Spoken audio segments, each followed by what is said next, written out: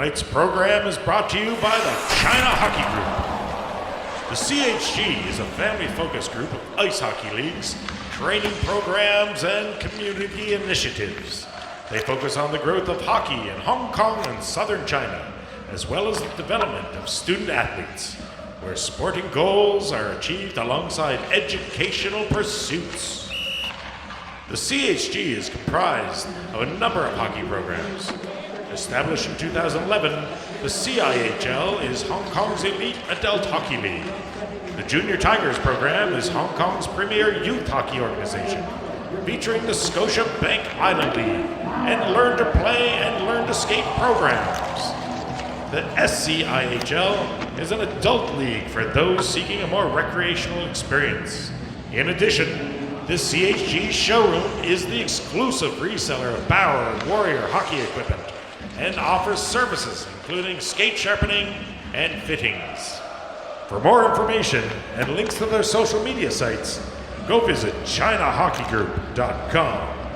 That's ChinaHockeyGroup.com. Hey hockey fans, welcome to Across the Pond, Hong Kong's first and only hockey podcast. I'm your host, Chris Ivany, here with a very special guest tonight, as always, the great Terry Whelan. How you doing, Terry? Yeah, grand, Chris. What about yourself? Well, I'm not as excited as you are today. Yeah. Congratulations, buddy, the Islanders. Yeah, I had a lot to do with it. Yeah, you did, of course. I had a lot to do with it. I only know a handful of Islander fans, and you're one of them. So congratulations to you and the Wall family. I was out to see a game. I saw game two with in DB with Jeff and Nate and Cam. The fam. Yeah, so it was nice, and many rivers to cross, and the Bruins will be something else. But yeah, still playing hockey. Good to see. How confident? How are you feeling about round two? Why can't they win? I agree. They're well coached. They're well coached, and I think that's the biggest thing. That's the biggest advantage they have. Yeah, I think you're right. They've bought in, and they hang around, like you said. They hang around. They just keep hanging around. So hopefully, maybe find Rask will be tough to beat. Mm-hmm. Yeah, and what about the Habs tomorrow now? I'm not 100% confident. I really hope they can get a win in Montreal. It'd be great for the city. It'd be great to send it to Game 6, and you never know. And then you never know. Exactly. Anything can happen. Say so. So, Terry, we got a real exciting one on the blocks for tonight. I mean, we've been waiting for this one for a while, bud. I'll tell you, it took a while to get around to it, and then when I decided that we were going to talk about the Mighty Ducks, why just talk about the Mighty Ducks? Tackle the entire... get it over with. The franchise. Talk of the whole thing. Yeah, well, let's get right into it, Terry. We have the Mighty Ducks tonight. Yeah, the Mighty Ducks, and maybe, Chris, the best way to put it is the Mighty Ducks of Hollywood. Yeah. Yeah, because if Goon was the Rudy of hockey movies, then the Mighty Ducks is the Bad News Bears. or maybe it's the Star Wars. A multi-film saga that has morphed into a television series and has sold a shit ton of merchandise along the way. Although Star Wars has not been the basis for an actual professional sports franchise. Not yet, yeah. Which it brings up, and I think that's a salient point. The Mighty Ducks are really two stories. There's the Mighty Ducks of Hollywood. Mm-hmm. This includes 3 feature films, Mighty Ducks, D2 and D3, Terminator ripoff in the name, anyone? But also Mighty Ducks, the animated series, 26 half-hour episodes, which ran from 1996-97 on Saturday mornings on ABC, and whose first 3 episodes were repackaged into a direct-to-video Mighty Ducks the Movie, The First Face-Off. And finally, Mighty Ducks Game Changers, a 10-part TV series currently airing on the Disney Plus channel, and the impetus for me to do this, to enter this universe. However, there's also the Mighty Ducks of Anaheim, the Anaheim Ducks, the National Hockey League franchise, not made up of good-hearted but clumsy and disadvantaged children, but actual professional athletes who began play in 1993-94 and who owe their very existence to a movie, TV, cartoon series, which is mind-blowing when you think about it. Yeah, the origin story for that team is truly unique in North American professional sports. Totally. Yeah. Now, today we're going to talk about the Mighty Ducks of Hollywood. Inevitably, there will be some spillover into real life, but the focus is going to remain there. And I think the best way to start, Chris, is by asking you. Because again, you were the target audience. How old were you in 1992? I was 10. You were 10. So I mean, Bang on. bang target on. audience. Yeah. So tell me a little bit about watching these movies as a 10-year-old. As a and 10-year-old. a 10, you're a 12, and a I can't young even teenager. imagine you going back now watching D1. That must have been hard. Or, it's not called D1. Sorry, Mighty Ducks 1. Yeah, right. That must have been tough. I mean, I went back and watched it a couple weeks ago, the first one, and didn't really hold up. I loved it as a kid. The storylines are made for kids. Yeah. I mean, there's no other way to put it. Yeah. And the whole franchise was built around Disney and the quacking ducks, Yeah. and all of these things were very childish. So Yeah. I mean, yeah, it was totally just directed towards 10 and 12-year-olds. Yes, And but as a 10-year-old, it was awesome. Oh, it was awesome. Yeah, I mean, it was I remember watching this movie and then talking about it, and people like redoing scenes and Yeah. trying to do the flying V on the pond. Sure. Like, I mean, we went through all those things. The knuckle puck in the driveway. Yeah, I could yeah. I could never get the knuckle puck down. But I mean, I remember these moments like, yeah. So definitely it was huge when I was a kid. right? And again, you hit the nail on the head. It's an age thing. Yeah. So yeah, I was too old for them at the time. And I don't like children now.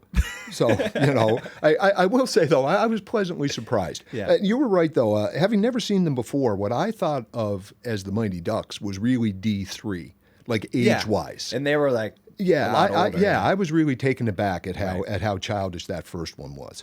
But seeing these for the first time as an adult, I'd say something like Mighty Ducks was a slight, albeit charming piece of Disney live action. D2 was in some ways a bigger, air quotes, better film than the original. And while D3 is the least endearing of the trilogy, for a variety of reasons, I really didn't find it that much different from the first two.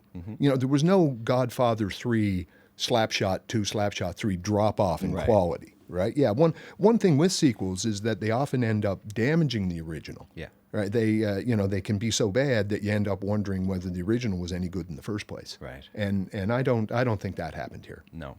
And the critics disagreed? Oh, there's one thing I was surprised was to read the critical reaction to all three of these movies. Again, knowing how beloved that they are. Yeah. The nicest thing Roger Ebert said in a 2-star review of The Mighty Ducks is he called it a movie that could have been written by a computer program. And he called D3 a truly dreadful film. That tepid reception was par for the course. But Ebert also called the first Ducks movie sweet and innocent, and at a certain level it might appeal to younger kids. I doubt if its ambitions reach much beyond that, and boy was he wrong there. Yeah. Disney was very pleasantly surprised at the reception for the first film, and that would have far-reaching ramifications in real life. And originally a more serious film. Yeah, that's correct. And the coach's drinking was much more prominent. And it's not by mistake. His name is a combination of two of the most popular gin brands in the world, Gordon's Yeah. And Bombay. and Bombay. Yeah. So the humor was cruder. There were fart jokes and nut shots, and it was like a little slap shot, redux.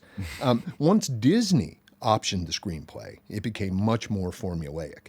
But to its credit, it was inclusive, perhaps to a cynical degree as the franchise evolved. But that's something that hockey's working on to this day. Yep. Is to be the big tent.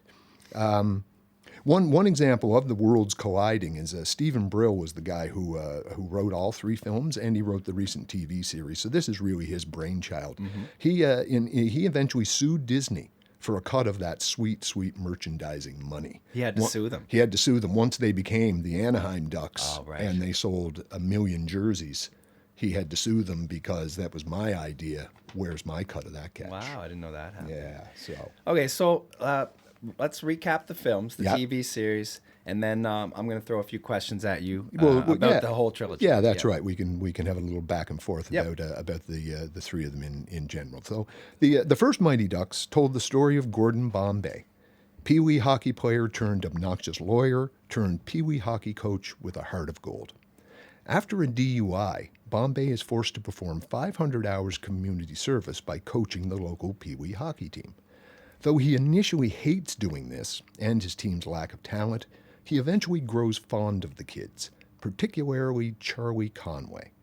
Serving as a surrogate father to a kid starved for one and a gifted coach to a team that desperately needs one, Bombay ultimately leads the Ducks, known at the start as District 5, to the league championship over Coach Riley and his Hawks, the same coach and team that Bombay played for as a kid. Yeah, full circle. Indeed. Yeah, well put. Yeah, so you said Disney was actually surprised by the success of the first movie. Yeah, I don't think they really realized what they had on their hands. Do you think that's because like hockey in the States maybe hadn't really blown up yet? That's exactly right. And again, all this ties back to, Gretzky yeah. coming in a few years earlier, right? Coming into LA. This is what, a real genesis of this. Right. And it was a hit by any measure. Yeah. It filmed in Minneapolis, St. Cloud. It was released to coincide with the start of the 92-93 NHL season. It did $51 million box office on a $10 million budget. And that leaves it behind only Miracle as far as hockey movies Really? go. Yeah. And how far off? I forget the totals. Was it close? Miracle was low 60s. Okay. So, yeah, very much in the neighborhood. Wow. Yeah. Now, Charlie Sheen was offered the Gordon Bombay role. Yeah. Yeah, and he turned it down, and his brother, former Brat Packer Emilio Estevez, got the role. Yeah. And here, Chris, I would like to mention that the research I did for this, everyone involved in these movies, the Disney people, the child actors, the NHL guys who make cameos, everyone agrees Emilio Estevez, good dude. Yeah. Yeah, no one had a bad word to say about it. Well, that's good to hear. Yeah, and I think, as an actor here, he does a really good job in all of these movies. He never acts like he's above the material. Could you imagine someone like Robert Downey Jr., smug assholing his way through these, rolling his eyes. Right. And not taking it. While they're passing eggs on the ice with sticks. Yeah, that's exactly right. It takes a little reserve. Yeah, Yeah, exactly. so I thought he did a great job. Yeah. Now, Bill Murray was who they wanted originally, but they determined that he was too old. And names like Tom Cruise, Tom Hanks, Michael J. Fox, they were all attached at one point. 7 of the kids appear in all 3 movies. And the series does an okay job in giving some character to the caricatures. I mean, Goldberg's always going to be the fat kid. Yeah. Fulton Reed's always going to be the tough guy, headbanger, etc. But the series follows Charlie Conway the closest. Jake Gyllenhaal had that role. Oh, really? Yeah, but his parents wouldn't let him do it.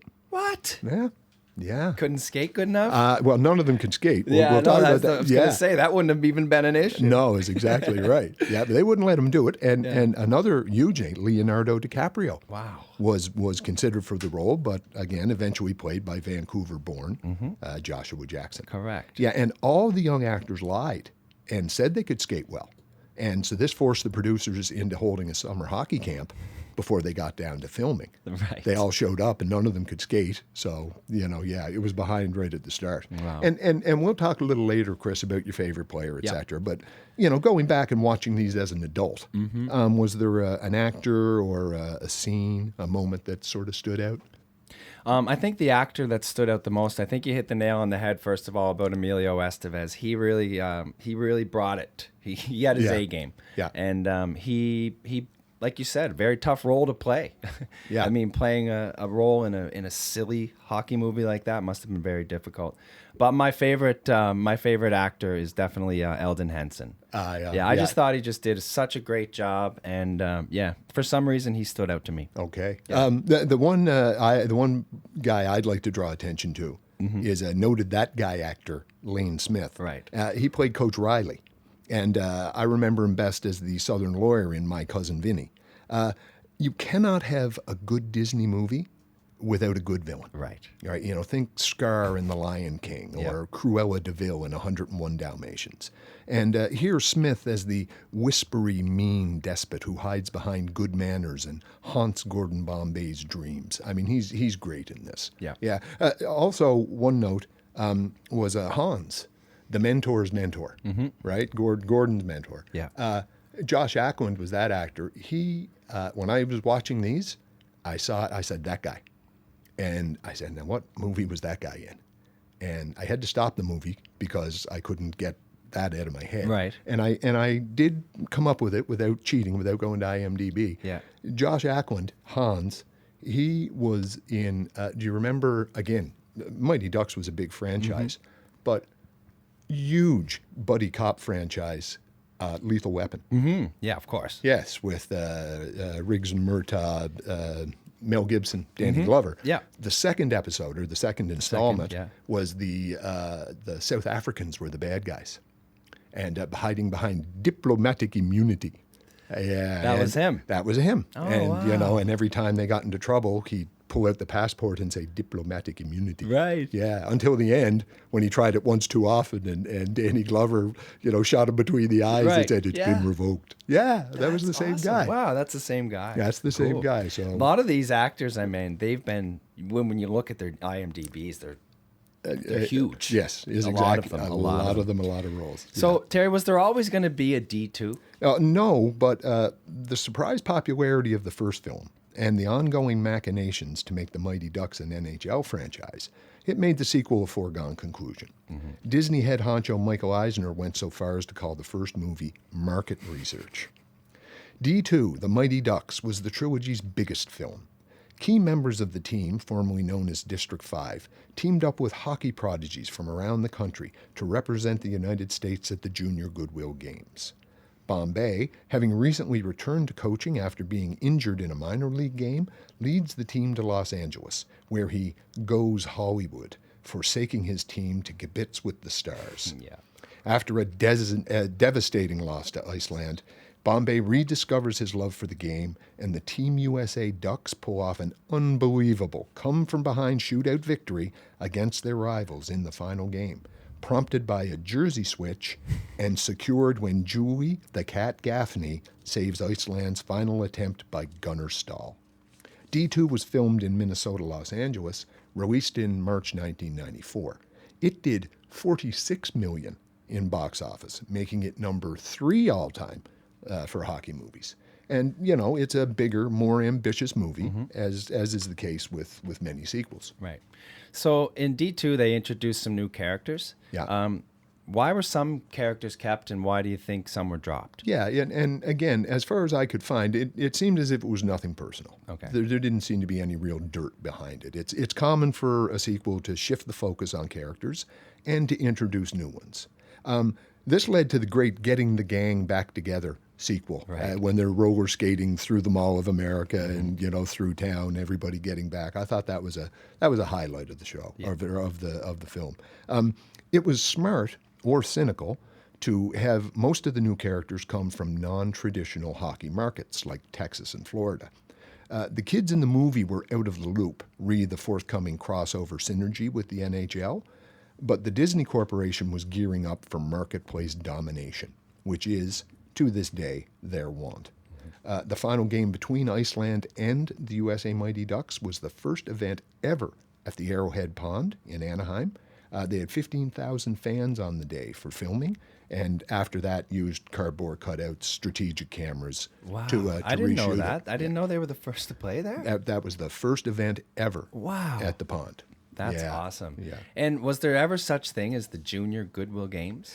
There was not. No, Do you remember the Goodwill Games? I remember the Goodwill Games, yeah. Right, and that was Ted Turner's, answer to the Olympics. Right. They had 4 or 5 of those, and again, there's no way the Olympics would give permission Right. to use their name. Ted Turner was happy to get the free ad time, and again, I understand, you know, the idea of raising the stakes for the sequel, you know, making it bigger, but going from playing the Hawks to be Minnesota's Pee Wee champs to playing internationally, you know, even with some ringers, that's quite a leap. I will say, Chris, Iceland was an inspired choice as the villain. Yeah, despite never producing an NHL player and currently being ranked 33rd by the IIHF, that's one behind Israel, Yeah. it sounds like a place where they'd be good at hockey. Yeah.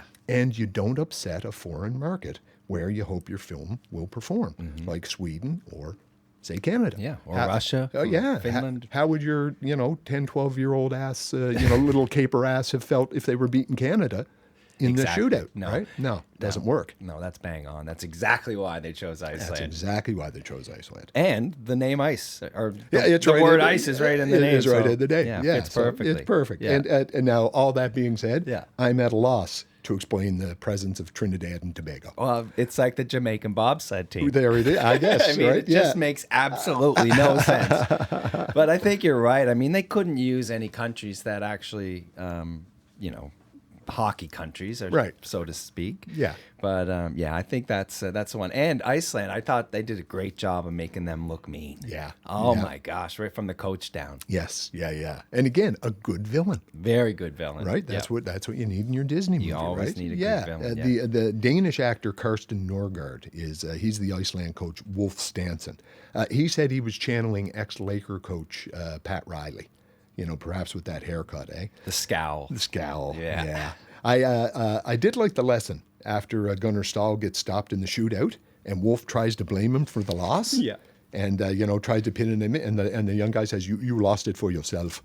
In that sort of semi-Ernie kind of accent. And, as opposed to how little Gordon Bombay acted when Coach Smith pulled the same stunt on him. Right. Maybe if little Gordon had shown a little more resolve, he wouldn't have grown up hiding in alcohol. Or Chris, is the real villain of this movie, is it Don Tibbles, the Hendricks hockey executive who doesn't sell hockey gear? Right. Right, when we're here from Hendricks Hockey, we're making a real play, and when I was watching on the second time through, I started looking for the product placement. I saw CCM, I saw iTech, Christian, Vaughn, Cooper, Easton, maybe Bauer. I might have missed them. Yeah, but no Hendricks Hockey. No. Yeah, so that's. Again, it's easy just to put it on the page and say Exactly, this is what's happening. So, but he tries his best to lead Gordon astray, with promises of the big time. Right. But Gordon snaps out of it, and he remembers the Ducks' way as taught to him by his trusted lifelong mentor, Hans. I mean, Jan. Yeah. Hans' brother. Will disappear once Hans get back from visiting their mom. Right. Yeah. So, and again, as soon as I saw Hans in D3, once Hans came back, I knew he was dead man walking. Right. I knew this is the best way to get a little emotion is going to be to kill someone off. Right. And yeah. You were right. And I was right. Yes, I was right. Yeah, D3. So let's get into D3 then. D3 was it was released in October of 1996. The producers wanted to keep the USA Mighty Ducks versus Iceland rivalry going. They wanted the Ducks to lose in the semis the next year to Iceland, but then help Iceland by showing them how to channel their inner duck, so Iceland could then defeat Bulgaria, who it turns out are the real assholes of international Pee Wee hockey. Of course. Yeah. However, the focus group thinking of Disney executives, they wanted a high school setting and kissing. So it's back to Minnesota as high school freshmen enrolled at the prestigious and fictitious Eden Hall Academy. Without Bombay and reluctant to buy into the teachings of new coach Ted Orion, the Ducks nearly lose their scholarships until Bombay himself makes the last-minute save, using his legal acumen to earn the Ducks another chance. The Ducks go on to triumph in their final game against the school's varsity team, and that leaves us with a final shot of Bombay walking away from the ice and his celebrating former players, turning back only for one final smile. Classic moment. Yeah, it was nice. Yeah. There's so much, there's not as much hockey in D3, although, they're a lot older. So the hockey is a little bit better in my opinion. Yeah, indeed. And there's certainly not as much Gordon Bombay. That's right, and not as much music. Right. Yeah, this is the only installment that does not feature Queen's We Will Rock You and We Are the Champions. And that's a budget tightening move. Yeah, on Disney's part. So, but you're right, Chris, off-ice hijinks and puppy love, they're to the fore in this installment. Yeah. Emilio Estevez has about 20 minutes of screen time, though I thought it was good use of his time to put him in the courtroom. Right. Yeah, to use him as that.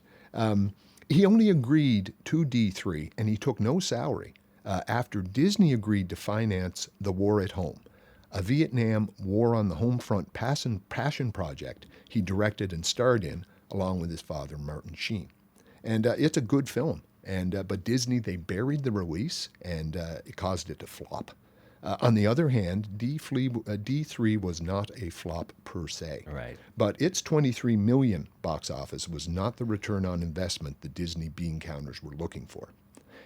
Again, Chris, the stakes are lower. Right. You know, after the international hockey glory of D2, coming back to high school in Minnesota, it's a bit of a letdown. Drop off. Yeah. It's a drop definitely. off. And again, the lack of a villain.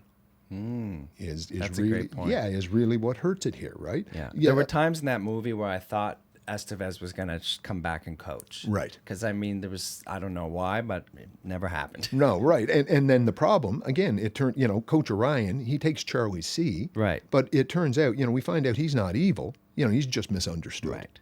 Yeah, and the varsity team bully snobs, they're going to get what's coming to them in the end. And school headmaster Dean Buckley, well, he's no Dean Wormer, that's for sure. There's a couple of overt attempts to rip off Animal House in this movie, right? And now some of the actors like Estevez and Joshua Jackson, they were ready to move on. And for the rest of the young actors, it was a mixed bag. Yeah. Some would go on to productive acting careers. Keenan Thompson, who Major played, career. What a career. well, he was the knuckle puck shooting Russ in D2, D3. He's just become the longest serving cast member Saturday Night Live history. Unbelievable. Yeah. He's incredible. Yeah, Marguerite Moreau, who played Connie Moreau in all three films, she was in the Ronchcom Wet Hot American Summer. She's had arcs on numerous TV shows, so she's still very much a working actress. Some quit the business altogether. Mike Vitar, who played Luis Mendoza in D2 and D3, never made another movie and is a fireman in LA, excuse me. And some, inevitably, became tabloid fodder. Jussie Smollett, who played Terry Hall in Mighty Ducks, he made headlines in 2019 when he faked a hate crime against himself in Chicago. And Sean Weiss, who played Goldberg in all three movies, fell into meth addiction. Yeah, I heard that. Yeah, resulted in multiple arrests and a truly harrowing mugshot. Oof. Yeah. Do I want to see it?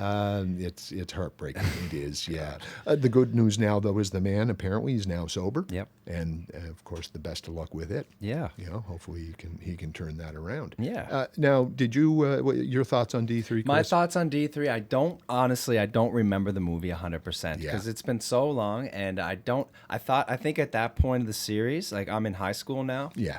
And I wasn't paying close attention to it at all.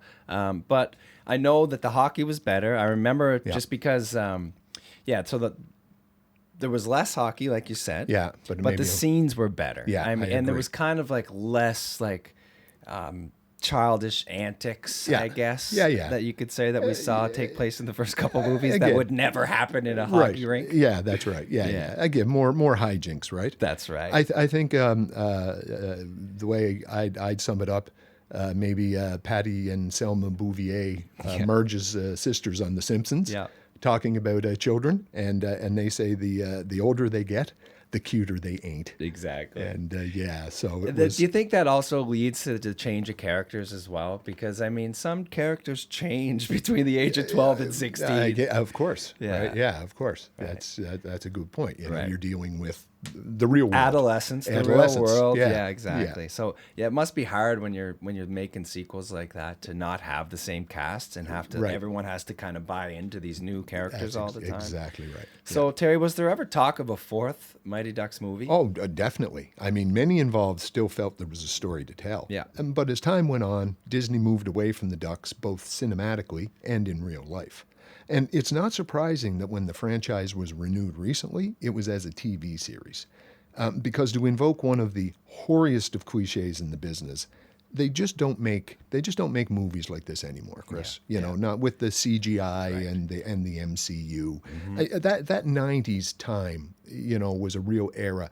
Do you remember the movie The Sandlot? Of course. I've probably watched The Sandlot 100 times. What a great kids baseball movie, right? Amazing, yeah. And Little Giants, yep. Is a fun kids football movie. And you mentioned earlier Cool Runnings. Cool Runnings. Is a fun kids bobsled movie. Exactly. Yeah. And of course, the one film I would recommend to the listeners to check out is The Bad News Bears. Right. Both the original with Walter Matthau and the remake with Billy Bob Thornton. They were both good. And if you watch those, you can see some transgressive, non-Disney-fied humor. Right. And, some trashy dash. Yeah. But Disney was not quite done milking this Ducks thing just yet. No, they had to go animated first, didn't They they? had to go animate. Like the Trailer Park Boys. Who's following who? Exactly, Yeah, that's yeah. right. That's right. So a month before the release of D3 in '96, Disney premiered Mighty Ducks, the animated series, on Saturday mornings on ABC. So now stay with me here, Yeah. Chris. There was once a planet called Puckworld, on which a race of anthropomorphic ducks lived. Okay. They take hockey seriously there, like we Canadians could learn a thing or two. Seriously.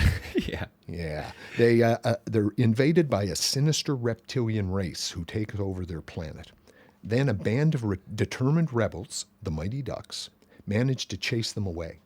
During this fight, they are caught in a dimensional portal and end up stranded in Anaheim, California.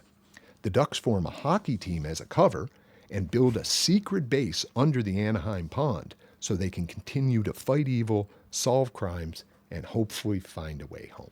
Wow. The head duck is called Wild Wing, as in the Mighty Ducks of Anaheim Ducks mascot. Their mascot, Yeah. So were you aware of this? I knew the mascot was named Wild Wing, but that's probably the only thing I knew about the last 30 minute you just spoke. There's a lot there. I didn't, like I said, I was a little bit older. I didn't watch the Saturday morning cartoons at that point. Yeah. But it had already lost its appeal to me at that point. Yeah, and again, it all comes down to age, right? Of course, yeah. Yes. It's very directed at that's it. certain audience. Yes. Now the series, the animated series, it was an inspiration for a ride found in a few of the Disney theme parks, Right. and different lines of toys were introduced based on the characters. Being a Disney production, the animation is good, in that pre-Pixar way. There are some notable names doing voiceover work: Jim Belushi, David Hyde Pierce, who's Niles from Frasier, Dennis Franz from NYPD Blue. The British actor Tim Curry from Rocky Horror Picture Show and countless other things, he signed on thinking it was a live-action Mighty Ducks 4 sequel. And then They tricked him? Well, I don't think they tricked him, but I don't He think didn't read the fine his print? agent didn't read the fine print. Yeah, so he hung around for it though. And again, it was for a single season of 26 episodes. And as I said before, Disney then packaged the first 3 episodes and released it direct to video in April 1997 as Mighty Ducks the Movie: The First Face Off. That would be the last original content in the Mighty Ducks franchise until earlier this year with Mighty Ducks Game Changers. And we'll end with a word about that, Chris, but some questions about the trilogy for you now in general. Yep. So let's talk the movies in order that you enjoyed them. Well, only because of the age, I think 1, 2, 3 for me. And I don't, if I went back now, because like you said, watching them as an adult is a completely different experience. Yeah. I would probably say 2 Yep. as an adult, only because, like I said, less childish antics, better villain, maybe more of not an adult themed storyline, but just a little bit more. Yes. So that would be my thing. So I'll go 1, 2, 3. Go 1, 2, 3. And I'm going to agree. I'm going to go 1, 2, 3 as well. I thought going in it would be 2, 1, 3. Right. And one of those rare moments when the sequel bests the original. Yeah, I like Godfather 2 better than The Godfather. Wow. And I understand why people prefer Aliens to Alien. Right. Right? That's a close call there. Yeah. But the moment Dwayne got 2 minutes for roping Exactly. in D2, that's when the series jumped the shark for me. Yeah. Yeah, I could put up with a lot of foolishness, not wearing your helmet on the bench, the triple sow cow figure skating goals, right? Yeah. But that irked me. Yeah. Yeah. And as I said, and as what I said before and what you just finished saying, coming into these as an adult with less emotional involvement, Right. it was diminishing returns. Yeah. But gradually so. Right. Yeah. So I think we agree 1, 2, 3. Yeah. Now, what about the hockey action? The hockey action is 3, 2, 1 for 3, me. 2, 1. Okay. Yeah. But there was a lot more hockey action in the second one, which was, if that's what you want, Right. more action. But it wasn't as good. Right. Yeah. Yeah. And I'd say 2, 3, 1. Okay. Just again, there was more of it, Totally. Right? But, there's not as much in 3, but maybe it's a little better done. Yeah. Again, a better shot. The kids are older, I think is a big thing, right? Yeah. The directors on these 3 movies were interchangeable. Often we point out who the director it was, but it's not like in Slapshot where George Roy Hill brought his vision Right. to, these are pretty, cookie cutter kind of films, right? Yeah, it's Stephen Brill, the guy who did the writing, I think, deserves more of a talk. So as usual, whenever you have a hockey movie, the unsung heroes, they're the skating doubles, Right. the coordinators, the cameramen, the editors. Hockey, it's hard to stage hockey. I know we keep saying this, and there's nothing more true. I mean, it's a really hard sport to film. Yes. Yeah. It's got to be. Yeah. What about other sports, Terry? Like, if you were to compare it to like a football movie, do you think that's easier? Because I think that's the reason you don't see shots are high above. You're not seeing people's faces. Well, you don't see so many much. football movies, right? Right. Again, boxing, and baseball. Yeah. Right. Baseball, of course, because it's slowed down, and I think baseball it's probably even more the interpersonal drama. Right. Right. For actual sports action, I think it all comes back to boxing. Yeah. Is probably the best. Probably the best, right? Yeah. Interesting. Yeah. Now we can't talk about everyone, of course. Yeah. But best duck, worst duck, favorite duck. Who is Yep. the best duck? The best duck. Well, that's tough. Yeah, no wrong answer. There's no wrong answer. Fulton Reed's my favorite. Okay. I mean, I can't get off All of right. him. Let's talk favorite duck first then. Why is Fulton Reed your favorite? I think Fulton Reed's my favorite is because he's something that I never was when I was a kid. He was tough, big, intimidating. As a kid, I don't think you're. Well, any of those you things see right me now. Yeah. No, but yeah. So I don't know. His big shot, something all of these reasons, and he had that ability to bring the emotion in when he needed to, and be an awesome teammate, and have a big heart. So yeah, I loved him. Now again, I for best duck, you're absolutely right. Yeah. Number 44, Fulton Reed. I'm glad. Again, the shot shatters plexiglass, Right. Rips through twine, propels goalies backwards into the net. Mm-hmm. And as you said, he's tough. He's one of the Bash brothers. Mm-hmm. He's loyal. When Charlie leaves Eden Hall, he's the only one to go with him. Right. He's the only duck to score in all 3 movies. And he has the biggest goal in franchise history. Yeah. Yeah, his game winner against the Huskies to clinch that playoff berth in D1. That's, without that goal, there's no Minnesota Miracle Man. There's no international play. There's no scholarships. It all goes back to that. Right. Yeah. Now, but my favorite, I think, would be Lester Avery. Okay. Yeah. Now, again, if I'd seen these movies as a kid, maybe I'd pick someone different. Right. But, I ID'd with Averman. Okay. With the glasses, the humor. Yeah, he's hilarious. He's not real good, but he really enjoys being there and trying. And that pretty well sums up my, athletic career. Yeah. Your lack thereof. So yeah. No, there's so many good characters. I mean, I could name a lot of them, but my favorite, besides Fulton, Yes. would probably be Goldberg. Yeah. Okay. Yeah. There you go. It's got to be Goldberg. Yeah. Of course, he's got a big role in all 3 movies. Yeah. He's got a game winner. Yeah. Indeed. The slowest 2 seconds of hockey ever played. Yeah, but it was a beauty. Yeah. Yeah. How about, why don't we take a look at some of the cameos? So you mentioned earlier that there was a lot of famous NHL players, a lot of cameos. So talk a little bit about those. Now, the first movie had Mike Modano, Basil McRae. Now, did you recognize those guys as a kid? Oh, I recognize Mike Modano. Okay, yeah. Not Basil McRae. Right. Yeah. Yes, but you realized again you're watching a couple of real NHL stars. Yes, for right? sure. Yeah. And if you watch that scene again, Emilio Estevez, he's standing on a box. Because he's not like many, like many actors, he's vertically challenged, and the boys are in skates, right? Yeah. It's funny, McRae and Modano, they still argue back and forth about who the better actor was, and who got, because McRae had more of the lines, and Basil McRae, he said, "I'm still recognized today for that movie. He said, I played 15 years of pro hockey, 30 seconds in a movie. I must have been some shitty player, or that was some movie. Yeah. Can you imagine? Still recognized today, not for his years of toil, but yeah. I dude. find that hard to believe. Must have been a lot of Basil McRae fans at the time. Now, D2, Yeah. of course, being a bigger movie, Yeah. and having the everything a little bigger. Now, the 4 NHL guys. Yep. All right, I'm going to tell you the names, and I want you to tell me in order of NHL greatness. Okay. So we had Luc Robitaille, we had Cam Neely, we had Chris Chelios, we had Wayne Gretzky.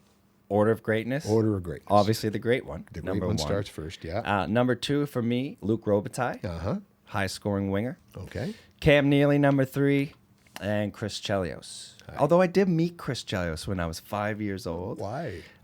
He was late for practice, and we were at a Montreal practice, and he wasn't allowed on the ice. So he was sitting in the stands. We ended up chatting with him, that's meeting cool. players and all that kind Isn't of stuff. that nice? Yeah, I love the Greg Louganis as well. Yeah. Now here's my next question. There's three non-hockey players. Yeah. So there's Greg Louganis. Yeah. There's Christy Yamaguchi.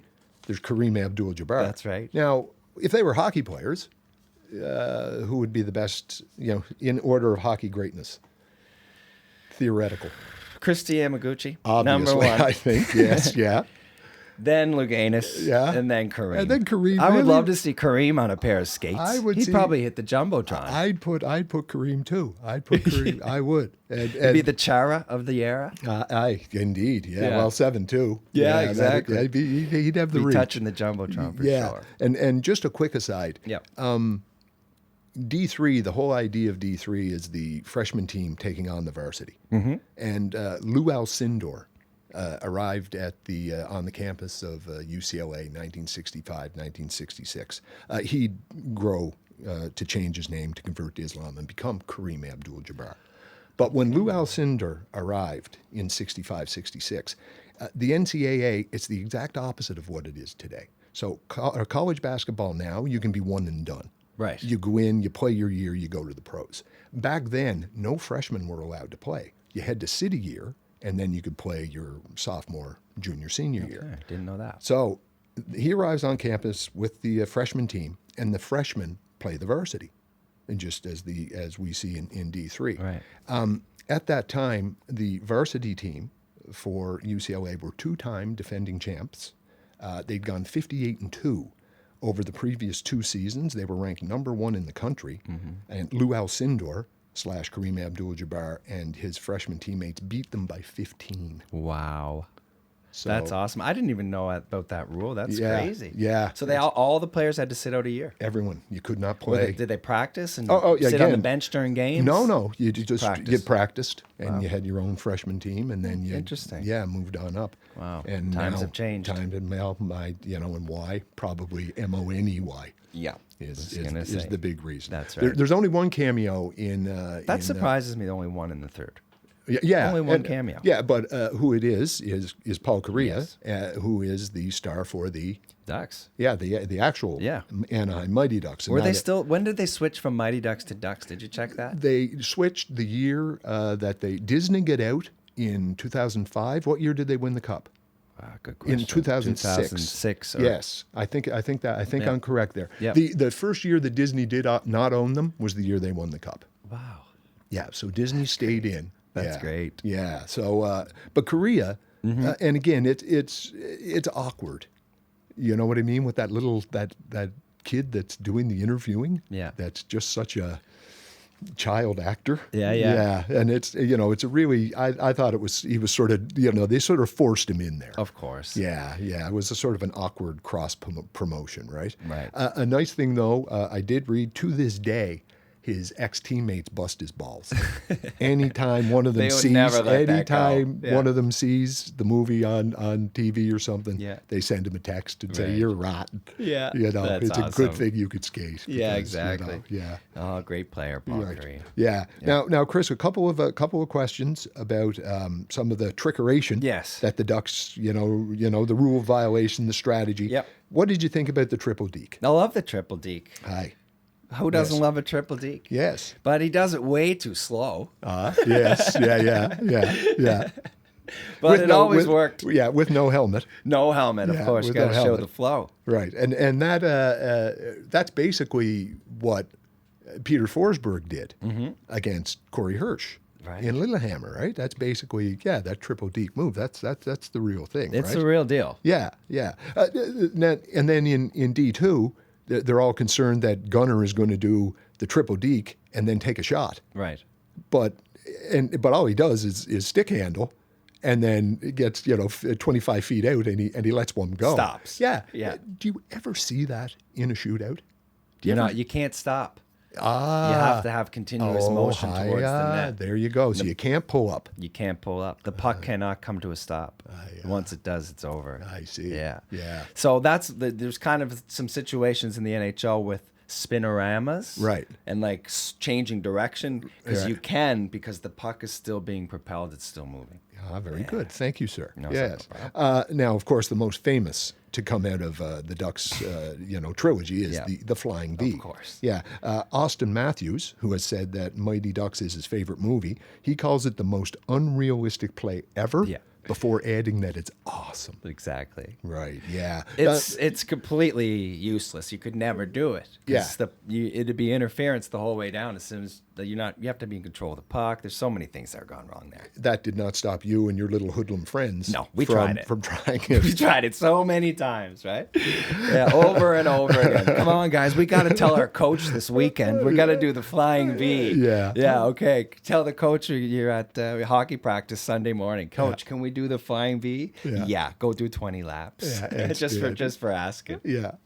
One more, the knuckle puck. Yes. The knuckle puck. Now, is there anything like this in hockey? There's like lacrosse moves now. Yeah. But there's no such thing as being able to, No. stand the puck up and. No, but I mean, I think it happens. There's a lot of situations where it happens. Right. And players have gotten a lot better at shooting the puck while it's bouncing, while it's Yeah, moving. So sure, it's yeah. a great way to catch a goalie off guard, but it's never been set up. No, and it takes so long to set up. Exactly, That they have to disguise them. To get it off. Exactly. In That's the second right. one, right? Yes. Yeah. The finally the big change when Gordon Bombay when he pulls Goldberg for Gaffney. Right, in the shootout. In the shootout. Now, can you change goalies mid shootout? You cannot change goalies mid shootout. Right. Can you change uniforms mid game? That I've never seen this come up, but I'm pretty sure no. I'm pretty sure that's probably yeah. That was a ballsy move by Bombay. Yeah, So, exactly. Yeah. So he's open for criticism if that goes wrong. Do you make that switch or do you dance with who brung you? I'm going to dance with who brung me. Yeah, you're going to stay with Goldberg. That's right. Yeah. Oh, definitely. Yeah, it happened recently with the Florida Panthers. Okay. Spencer Knight gets thrown in a game as a rookie, and then they went back with him again. Yeah. Didn't work out the second time. One final question, Chris, and perhaps maybe most important. Does Gordon Bombay sleep with Charlie Conway's mom, Casey? Absolutely. He must have. What? You have Seems to be a reoccurring theme in these Mighty Ducks movies. There's always a single mom involved. Yeah, definitely. He's got a type. My. He's got a type. Gordon has a type. Yeah, exactly. What do you think? You're just hoping. They made a good couple. They made a nice couple. They did. Yeah, and I was happy to see her back for 3 Yeah. after mysteriously disappearing. Maybe she eloped with Hans in 2. Maybe she was stuck in Iceland. Yeah, indeed. Visiting mom. Maybe that's where Hans was. Yeah. So how about the newest one, Mighty Ducks Game Changers on Disney Plus? Right. Where are you at with that one? Now, Have you gone through it? I watched the premiere episode Yep. of Game Changers, and Steve Brill, who wrote the originals, he also is responsible for the writing of this series. Mm-hmm. And he thought first maybe about that championship season. That's a movie based on a play from the 70s, a movie in the 80s. Martin Sheen is in it, Robert Mitchum. A high school basketball team reconvenes 20 years after winning the championship. Okay, never heard of that. Yeah, it's a dandy. Okay. But then they realized, of course, we're gonna keep it on kids, so we need a new generation of kids to focus on. The big difference when the show opens is that the Ducks are now the cake eaters. That's right. Yeah, which is an actual Minnesota insult. Is it? Yes, it means to be so rich you can have your cake and eat it too. Oh man, I didn't know that. So that's a. I loved it. I love learning. There great. it is, man. There it is, and that's real from real from awesome. Minnesota. Yeah. And they're just like the Hawks. You Right. know, they're the 10-time defending state champs. Right. They play at the Hendricks Hockey Pavilion. One of the many Easter eggs, sprinkled throughout this production. I Right. don't know if Don Tibbles is still about. The Charlie Conway stand-in, he gets cut from the Ducks as they move from the 9 to 11 age bracket up to 12 to 14. Yeah. And that spurs he and his hardworking, blue-collar single mom to form their own team, the Don't Bothers. Yeah. So named when the current Ducks coach informs her that if your kid isn't really good at hockey by that age, don't bother playing anymore. And that's one of a couple of shots the show takes at overzealous parents and the professionalization of kids' sports. Now, it'll be interesting to see where the series goes with that, if it goes anywhere, because the main action seems to be setting up not to stray far from the tried but true underdog, formula of the original movies. Yeah. One casting note, Chris, that Dick Ducks coach is played by Dylan Playfair. Who's the son of Oilers assistant Jim, Yep. nephew of longtime Sabre player announcer Larry, and best known as Riley, as in Jonesy and Riley. And Shoresy. Yeah, from the series Letterkenny. Yep. As in, fuck you, Riley. 3 things are going to happen. I hit you, you hit the pavement. Me and your mom hit L.A. to coach youth hockey. I don't Nailed know it. how, Nailed that. Yeah, I don't know how good my Shoresy was. Oh, but that's yeah. great. Shoresy. Let's do any of the original Ducks appear in the series? I know Emilio Estevez is back. Estevez obviously. is back. Who else? Who else is back? Some of the original Ducks do appear over the course of the 10-episode run. Who, to what extent, really not determined. And again, it's coming to an end here now. This Sunday night is the last episode. Is on Sunday, May 30th. So some of the I think they had 4 or 5 back. Charlie Conway did not return. Joshua Jackson was not back, but it looks like they're going to get a second season. Really? Yeah. Okay. So hopefully, maybe in the future. But as you said, the Minnesota Miracle Man is back. That's right. Yeah, and Gordon is grizzled. Yeah. He's Hans now. Literally, he owns and Yeah. he owns and operates a rundown rink. And while he turns down the offer to coach the Don't Bothers in the first episode, I'd say it's a pretty safe bet that he'll get more involved as the season progresses. Yeah. Yeah. Now, is he bitter? Is he still drinking? Is he still hitting on plucky single moms?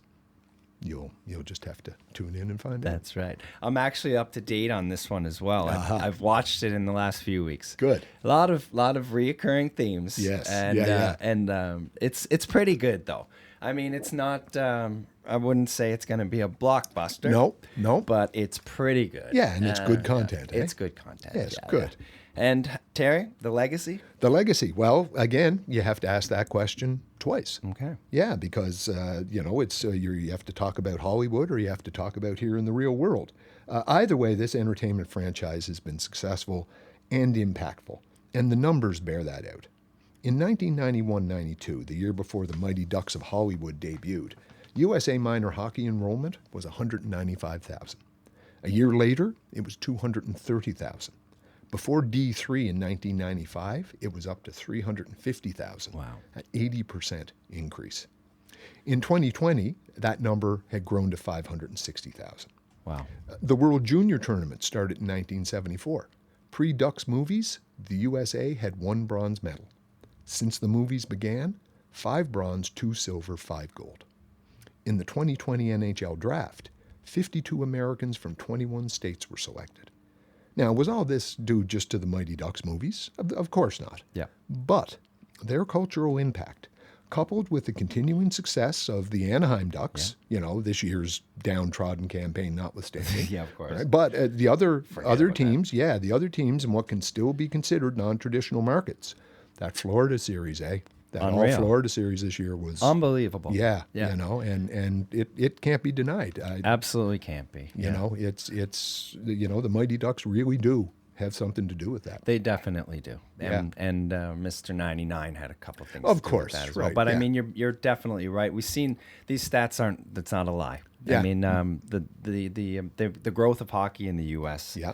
Since the 90s, Yes. astronomical. Indeed. Yeah. And that's in real life. So then, cinematically, the Mighty Ducks, it's just another brick in the wall Yeah. of the vast Disney entertainment monolith.